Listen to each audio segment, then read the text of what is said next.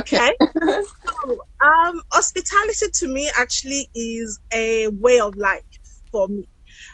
I don't know anything else but to Mm. be uncomfortable. And I think for me, it probably started from when I was very little. My dad owned um, a really fabulous hotel when I was growing up. So that Wow. has always been in the blood without really realizing it. And I think Mm.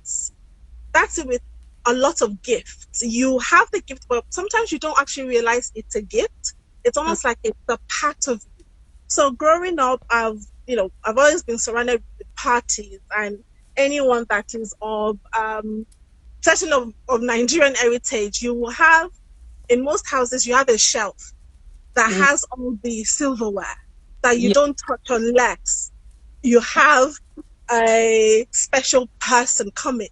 So, Mm. subconsciously, you know that you need to you need to have something unique for certain group of people. So from very young, I've been in the hospitality industry. I did not train. Um, Unfortunately, as in hospitality per se, in a formal way. When I was at Welcome university, recommends. Sorry, I'm just greeting some people I joining. Cynthia should started. welcome recommends. Yeah. Hi, thanks for tuning in. So, for me, it was just something that I do naturally without realizing I was doing it. And I think turning it into a business for me was a gradual process. Um, Everywhere that I go, whether it's at university or at church, I'm the one planning an event. I'm the one coordinating. I'm the one that I just does it. I just do it naturally. And I remember about 15 years ago or so, my husband said to me, "Baby, why don't you do this as a business?"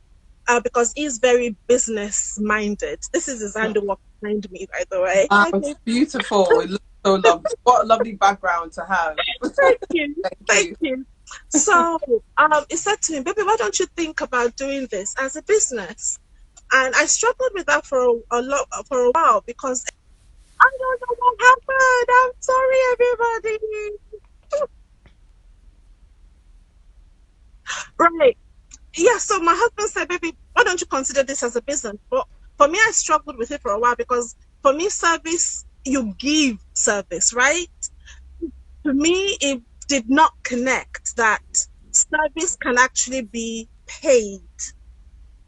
And I felt that if I do it as a business, I may lose the passion. It may become about the money and not about serving people and giving yourself to people. So nevertheless, I continued planning. The desire for my services, Bliss Nuptials and Events, grew. That I had no choice but to make it a business. And I'm so thankful that my passion is still there. I I said to my husband, I will do this even if I don't get paid. And I'm like, "Baby, please don't say that out loud."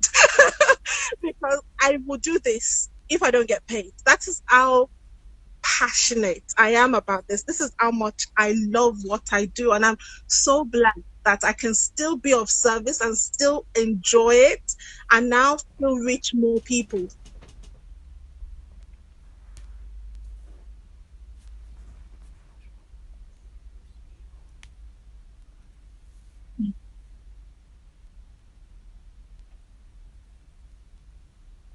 Bliss Neutrals. Now, what inspired the name Bliss? Now, when I hear Bliss, I think of wow, this sense of magnificence. So, what inspired the name Bliss, and how's that connected to your passion?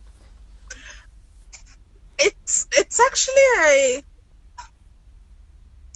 it's a God-given name.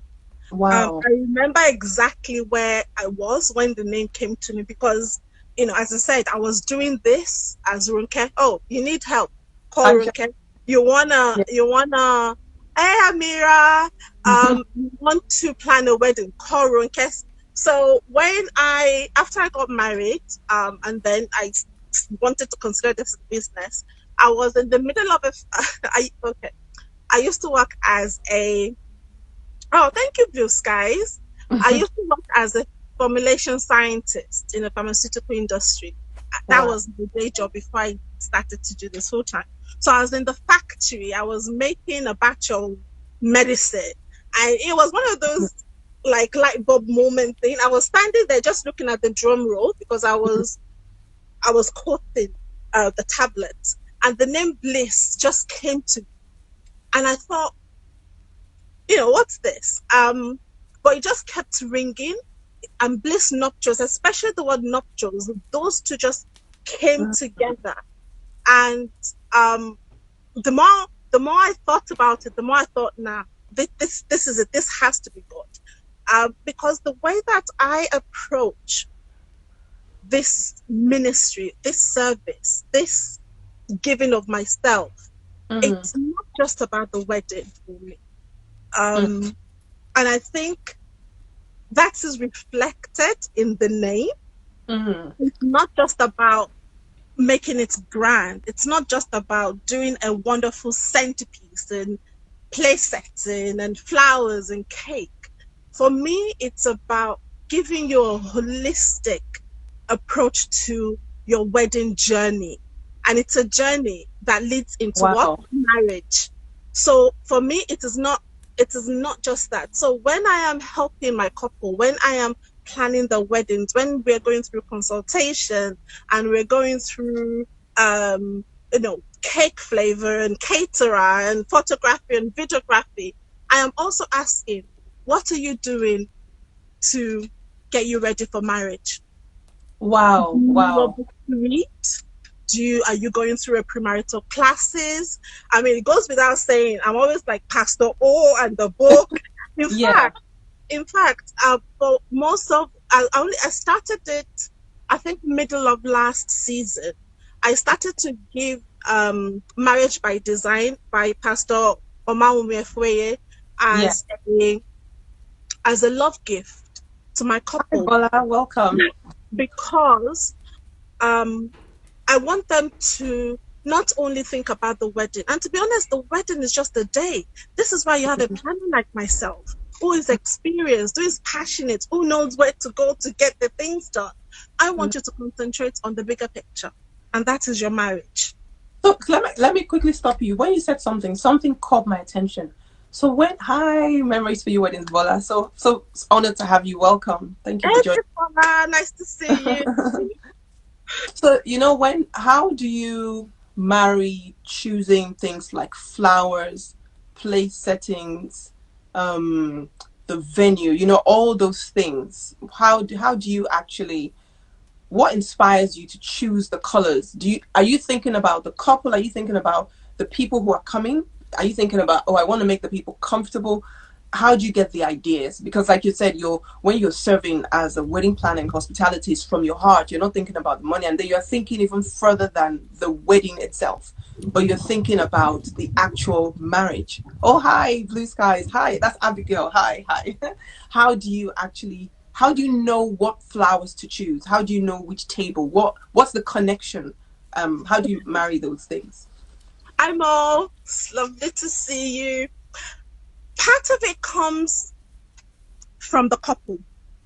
Okay. It's about listening, and I think that's also part of service. You need to be able to listen, because by listening, and what I try to do is I listen to what they say, active listening, and also what they haven't said, what maybe they've inferred, and then I will take it up a notch. So if, for example, you say you wanted something quite opulent, you want gardens, and you want it to be nice and peaceful and serene, I know I'm not going to get that in central London, or at least maybe perhaps not within the budget that you wanted. I will now think, okay, I need to take you I need to take you into the countryside.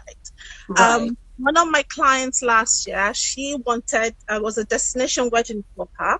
You know her. Okay, yeah. Yeah. She wanted a garden, like an English garden themed wedding. So from picking the right venue that reflects that has the ambience, to creating, say, an afternoon tea party, which has sort of the garden, English garden, rose garden type feel, to choosing even the linen, the crockery for the tea party, for example, choosing the right china. But where did this come from? It was just a thought, it was an idea. Wow. I want a garden themed party. I want my wedding to be sort of have that garden thing.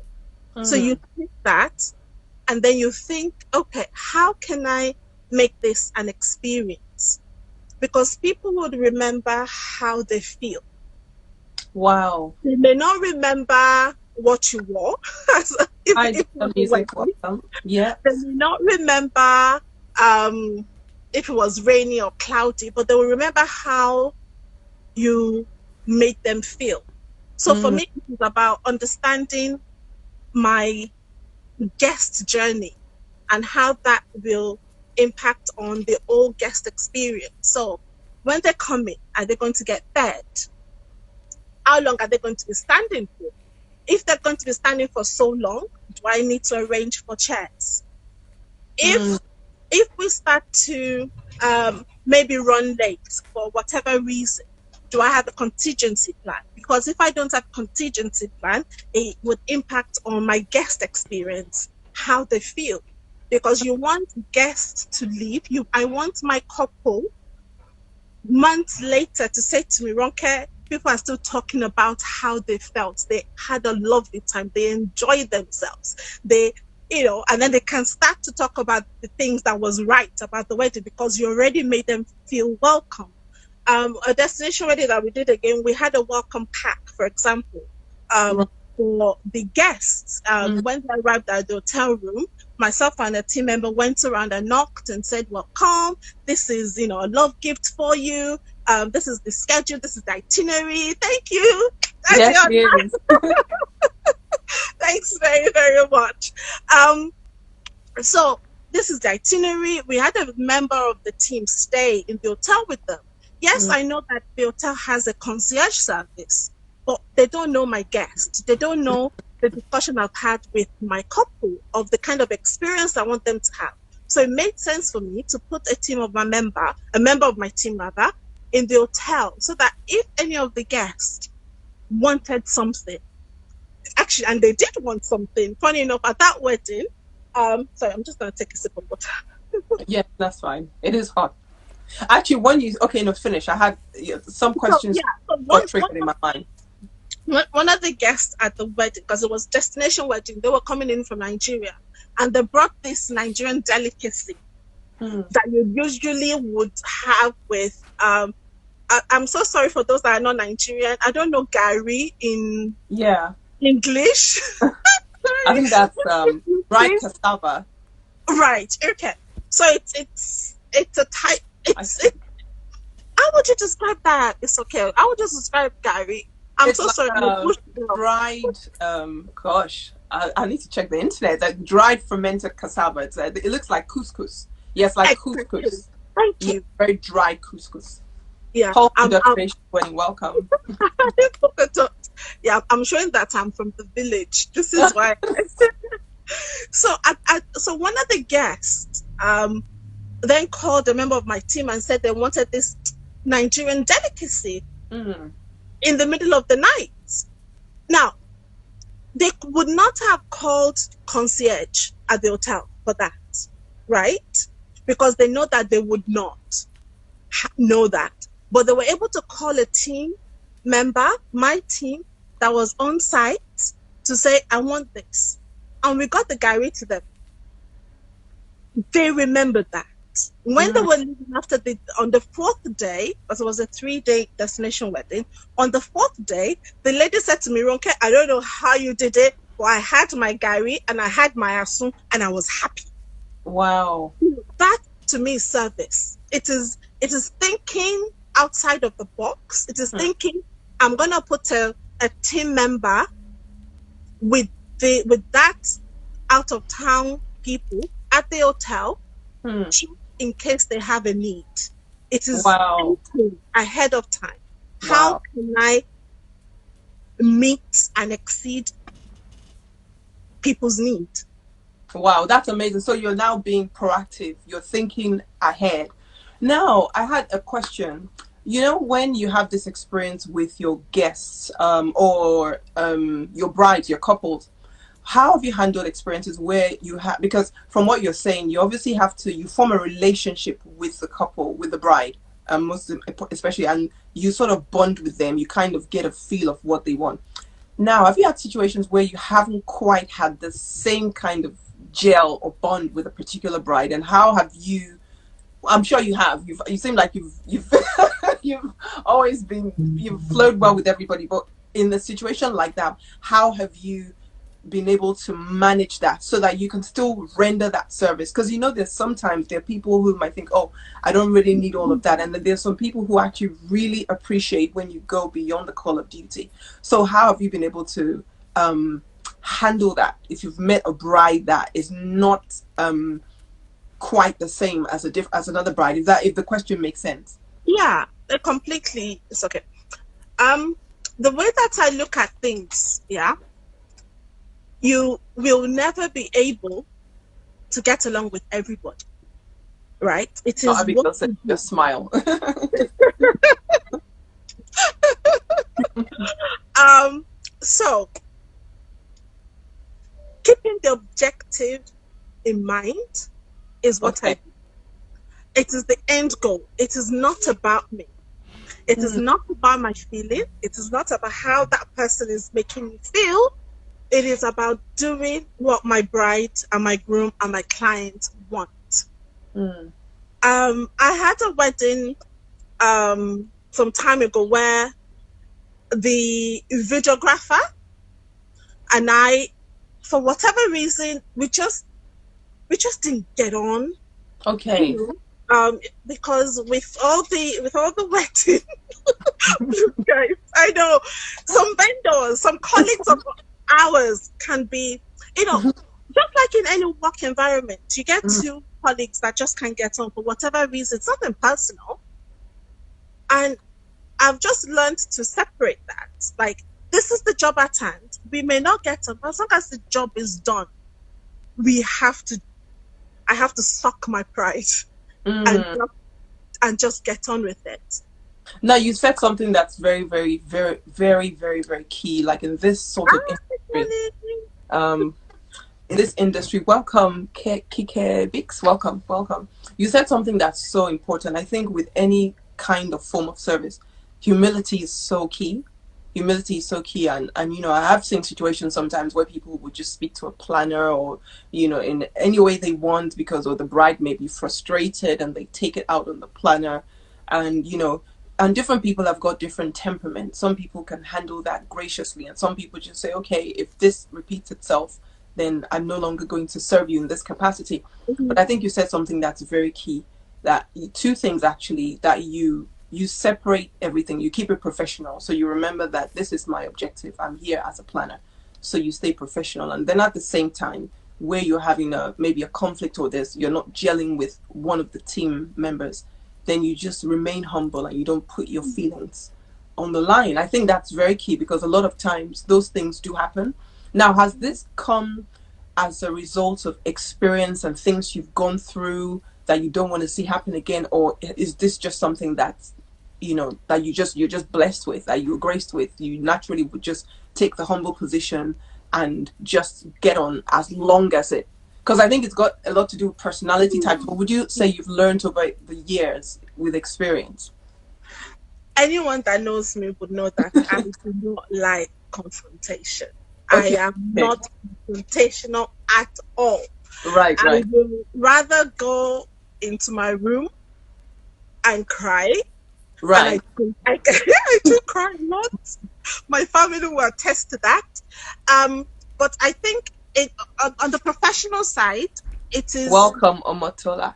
it is knowing that, as I said, it is not about me.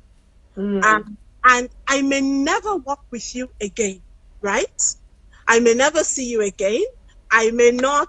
Shante, thank you. I may. our paths may never cross again. So really, why am I going to now waste my energy and my time with it, to be honest? And again, it is not about me. This is a service. This is something that we do to make other person happy. So if I have to endure a little bit of negativity or bad vibes, I will. It doesn't mean that I'm going to tolerate it, though. I am not going to stand by and let you walk over me. I will put you right. I was like, okay, yes, we may not be happy about this, but this has to be done. You want my bride to go there? Well, she can't because she needs to eat. So could you just hang on? So I will still fight your corner. I'm not going to be backing down or anything, but I will work with you. I will work with you and just make it work, because really, service, it's not about you. I believe that the day that I make this about me, I ignited hatred. Silence, Yoma, how are you? I feel that the day that I make it about me is the day that I will stop.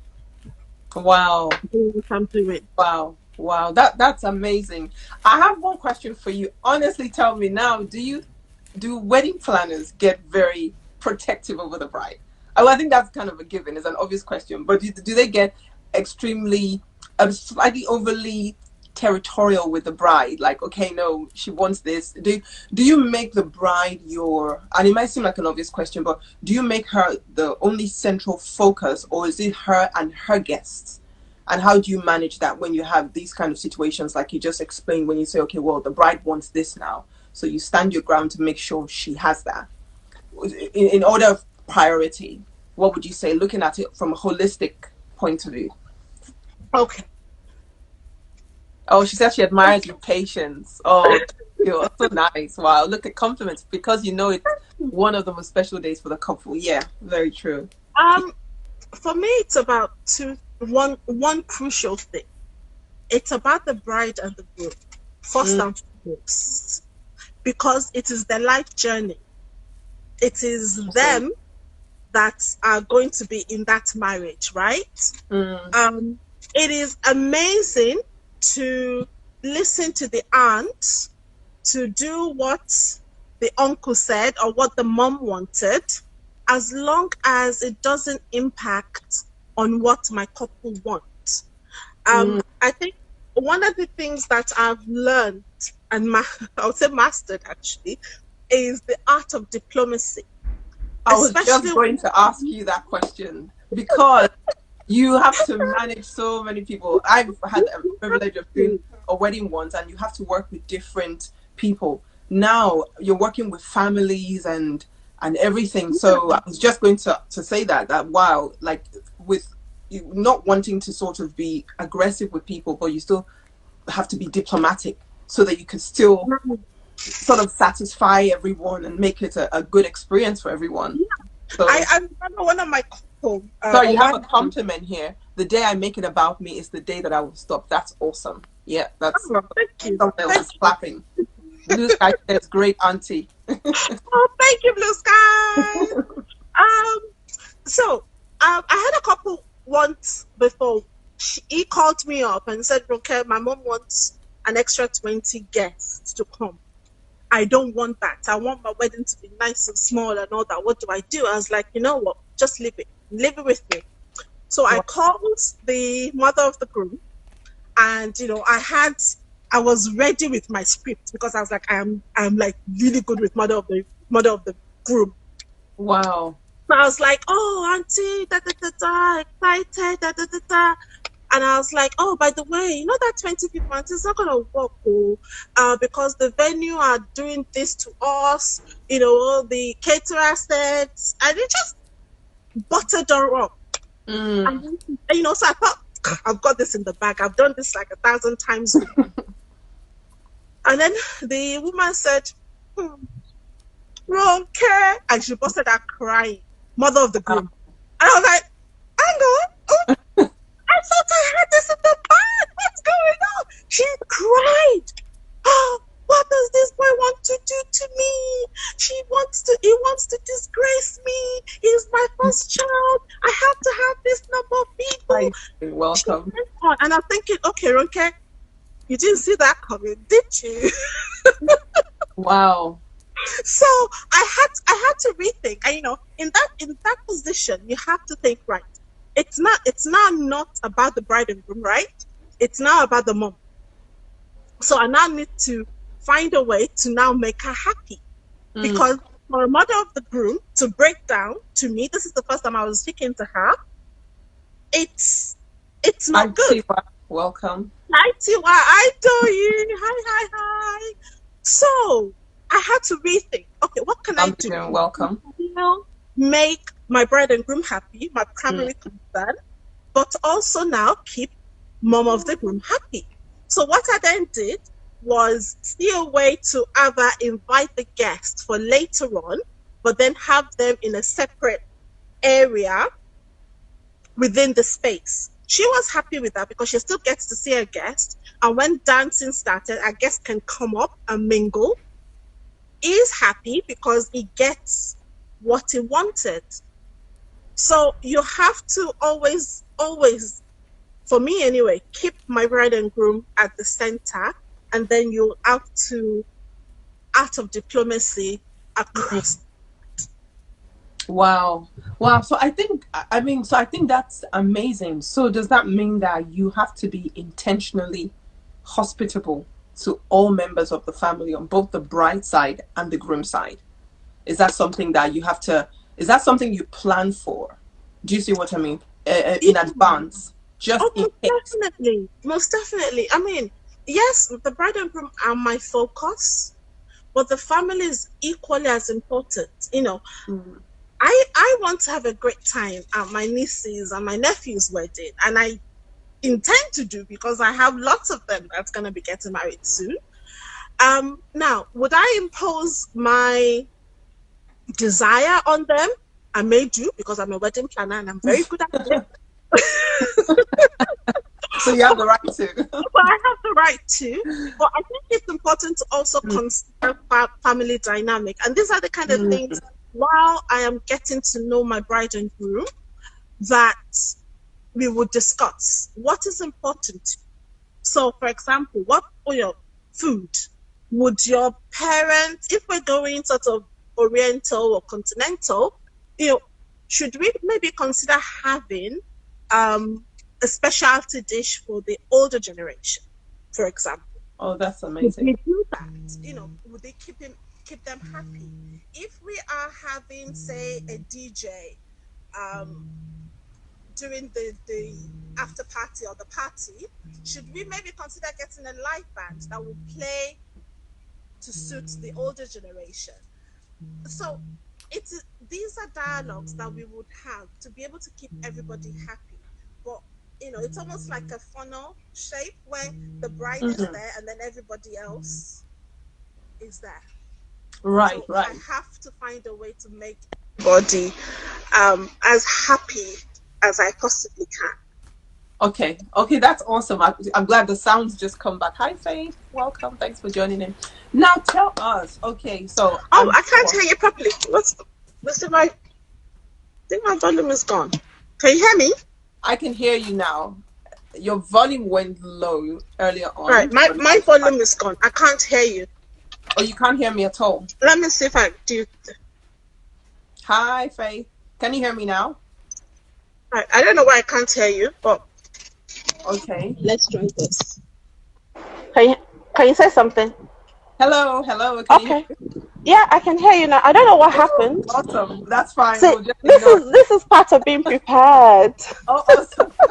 Yeah, that's right. Being proactive. I'm here too. Okay. So tell me now, what are some now that lovely flower piece behind you?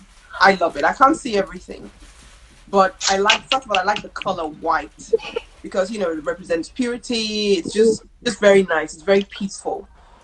Now, I know that there are details that go into things like that. When you're putting flowers together, even just on a table, do you have a picture in mind, or is it something that just flows from you? Does it flow from, oh, thank you, Jasmine says she can hear both of us. Does it flow from your care for the couple? What inspires you when you know, I know, like, if I come to my house and I do something's in my mind, what inspires you to even just put that, like, that flower piece you have behind you, what inspired you to arrange it that way? I cannot take any credit for the flowers behind me. Okay. This is purely my husband's work. Wow. My gosh. What are the things? I know. So I can't take any credit for that one. But usually, internet is a great, Hello, great, Jasmine. Hello. great avenue these days. Okay. Usually, majority of my brides will come to me with some sort of an idea of Right. what they want. You know, would they want fresh flower? Would they want silk? Would they want pinks or rose, or calla lily, peonies? What is their favorite? They would usually come with that. And what I would Okay. tend to do for those that don't come with the mood Jasmine board said flowers are is gorgeous. to oh, thank you, thank you. I should pass the compliment on. Yes.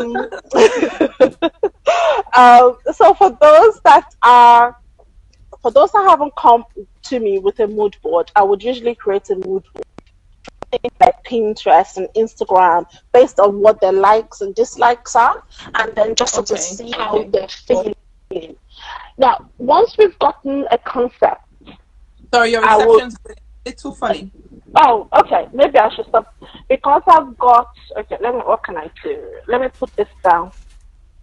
Unless if you move slightly, maybe you could try going back to where you were. See if that will work. I can hear you. Okay. Just Is yeah, this all please keep right? Okay. Yes, I perfect. talk a lot with my hands and I Okay. sort of move a lot. So Fine. apologies. No So problem. then it would be them working with a decor company like my husband's decor company or another amazing Okay. decor company. I saw Memories for You was here a moment ago. She does amazing like things. Does. And then Yeah. work with those sort of decor company and say, right, this is what my bride is thinking. Mm, Can we do it? Is if they wanted a particular bloom, is it in season? If it's not in season, what can we replace it with? Things like that. okay. And then we'll go through that process um, with the decorator.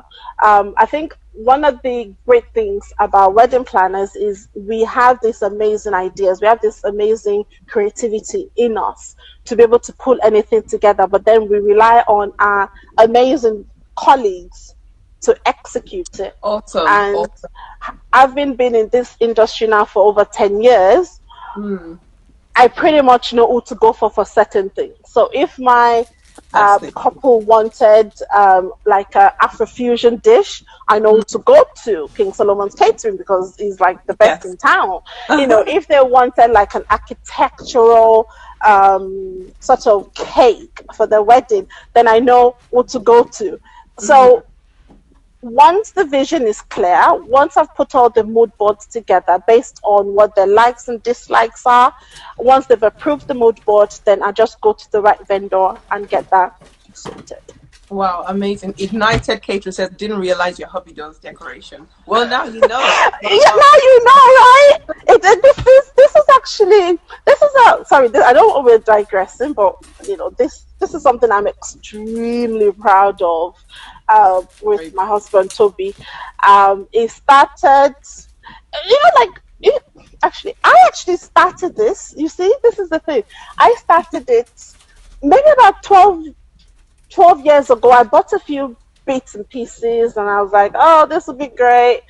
But and this is where service and your passion, like, it wasn't something I was completely like passionate about that I will wow. do without getting paid, right? Passion. Mm, Something mm, you would do without getting paid. It wasn't that for me. I enjoy it. I enjoy the process. Like over this downtime, we've had this space where it just comes in and it just creates like different things.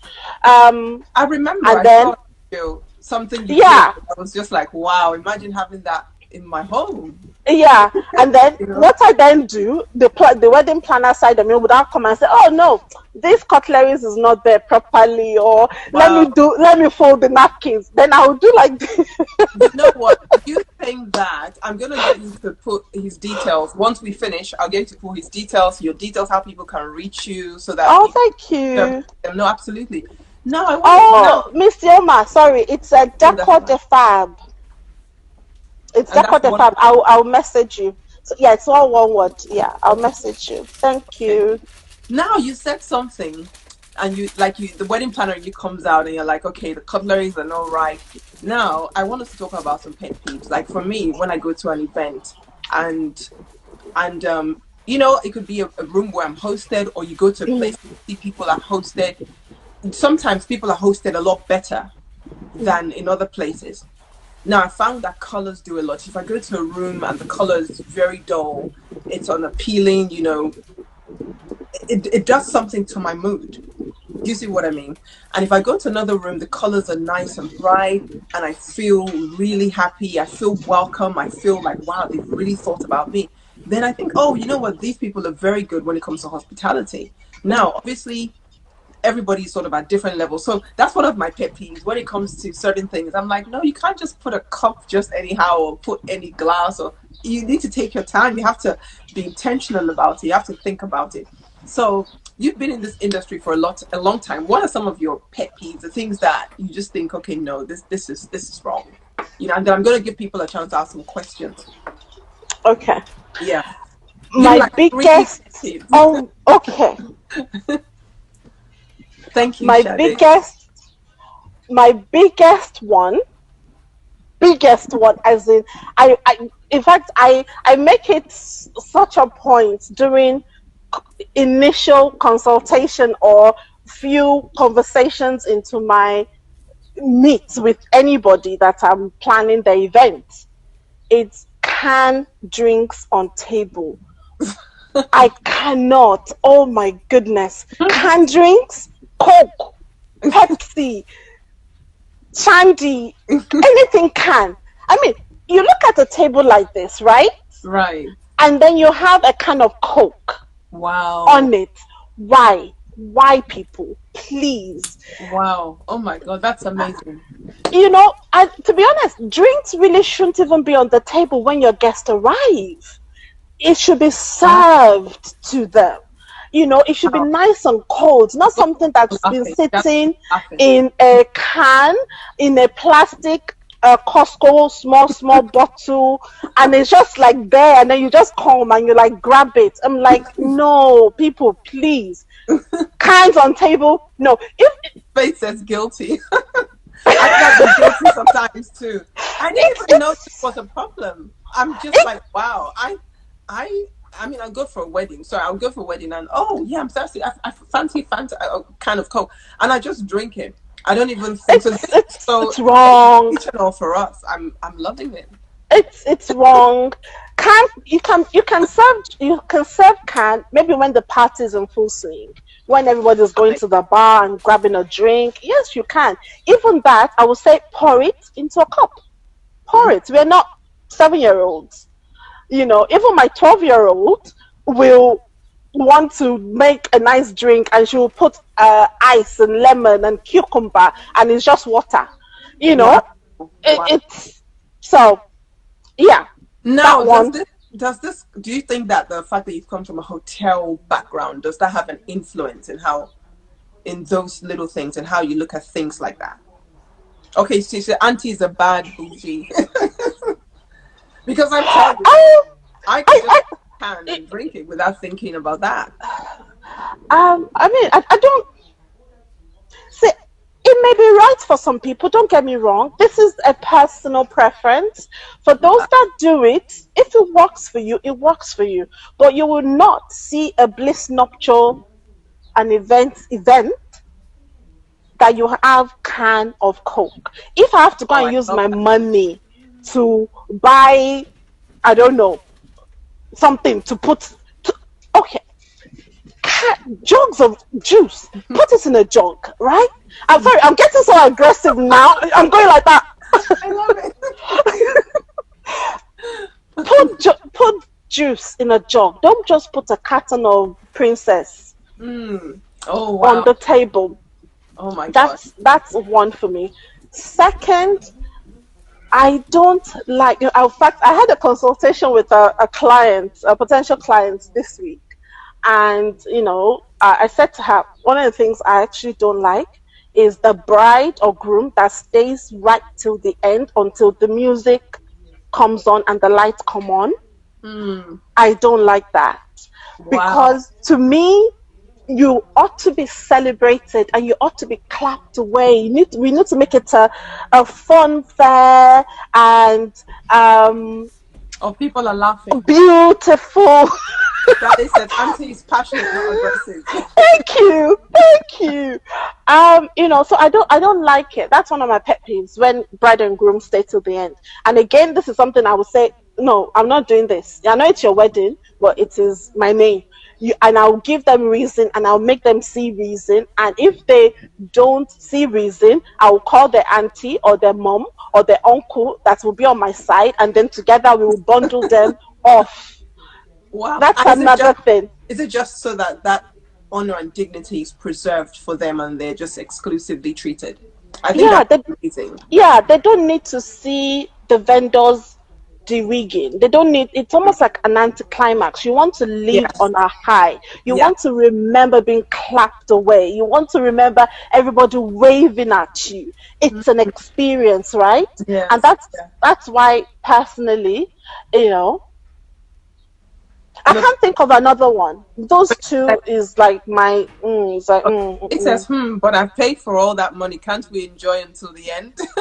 You Then, can, if music, okay, I tell you what, let me compromise, right, to make you happy because you want to stay till the end, right? Let's say music is stopping at 12. What if you finish at 10 to 12?